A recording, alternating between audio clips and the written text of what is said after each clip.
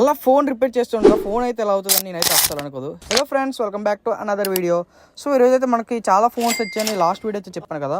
So ఆ video ఇది. Phones అయితే ఓపెన్ చేస్తున్నాను ఒకటి తర్వాత ఒకటి.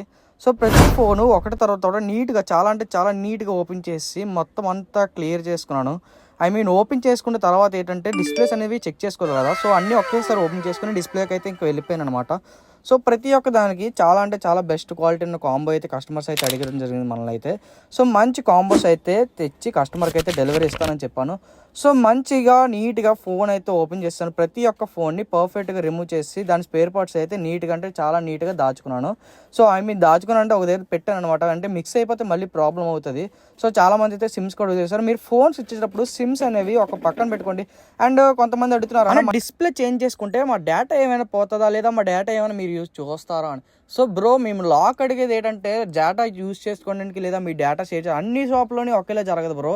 సో నేను అందుకే ప్రతి ఒక్కటి వీడియో తీసి అయితే మన ఛానల్ అయితే పెడతాను. ఒకవేళ మీకు పక్కగా మీకు అప్డేట్స్ కావాలనుకుంటే సో మన ఎంఎస్ హెల్ప్ పాయింట్ పేజ్ని అయితే ఫాలో అయిపోయి ఒక 10 మెంబర్స్కి అయితే షేర్ చేయండి. సో ప్రతి ఒక్కరు ఫాలో చేసుకోండి. మీ మొబైల్ రిపేర్స్ కోసం అయితే మంచి బడ్జెట్లోనే మన దగ్గర అయితే అవైలబుల్గా ఉంటాయి అనమాట. Okay, thank you. బాయ్.